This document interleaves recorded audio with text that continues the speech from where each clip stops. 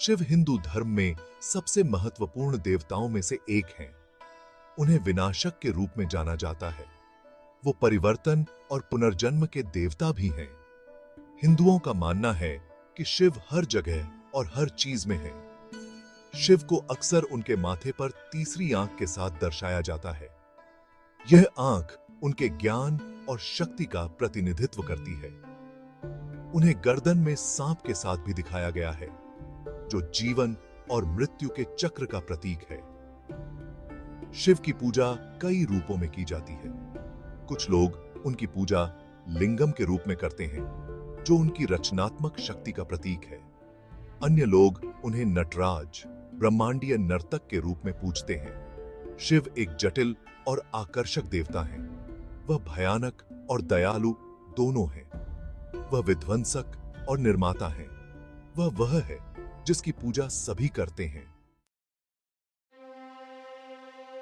एक दिन ब्रह्मा और विष्णु में बहस हो रही थी कि कौन अधिक शक्तिशाली है। शिव उनके सामने प्रकाश के एक स्तंभ के रूप में प्रकट हुए। स्तंभ इतना ऊंचा था कि वह अनंत तक फैला हुआ प्रतीत होता था। ब्रह्मा और विष्णु ने स्तंभ के सिरों को खोजने का फैसला किया। ब्रह्मा हंस में बदल गए और ऊपर की ओर उड़ गए। विष्णु वराह में बदल गए और नीचे की ओर खोदते चले गए। उन्होंने बहुत देर तक खोजा, लेकिन उन्हें स्तंभ के सिरे नहीं मिले। अंत में उन्होंने हार मान ली और शिव के पास लौट आए। तब शिव उनके सामने अपने असली रूप में प्रकट हुए। ब्रह्मा और विष्णु ने महसूस किया कि शिव उन दोनों से अधिक शक्तिशाली थे। प्रकाश के इस स्तंभ को ज्योतिर्लिंग के रूप में जाना जाता है। यह शिव की असीम शक्ति का प्रतिनिधित्व करता है। शिव को अक्सर तांडव नृत्य करते हुए दर्शाया गया है। यह एक ब्रह्मांडीय नृत्य है जो सृजन और विनाश के चक्र का प्रतिनिधित्व करता है। शिव का नृत्य सुंदर और भयानक दोनों है। यह एक अनुस्मारक है कि ब्रह्मांड में सब कुछ लगातार बदल रहा है।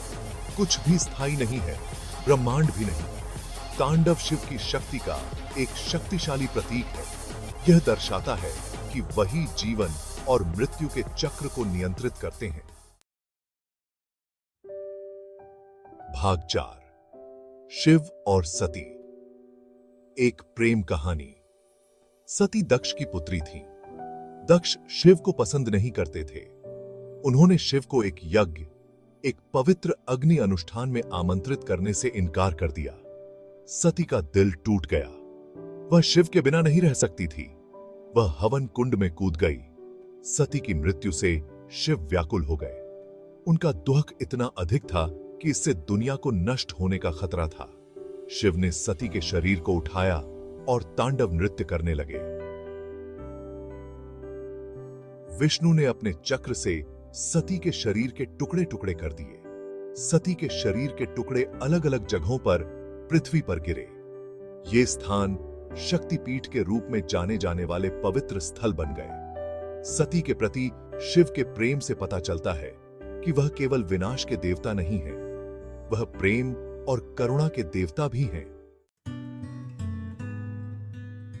भाग 5, आदि योगी के रूप में शिव प्रथम ध्यानी। शिव को आदि योगी, प्रथम योगी के रूप में भी जाना जाता है। कहा जाता है कि उन्होंने ऋषियों को योग का अभ्यास सिखाया था। कहा जाता है कि शिव का ध्यान इतना गहरा होता है कि उन्हें अपने आसपास की दुनिया का पता ही नहीं चलता है। वह पूरी तरह से अपने आंतरिक स्व में लीन है।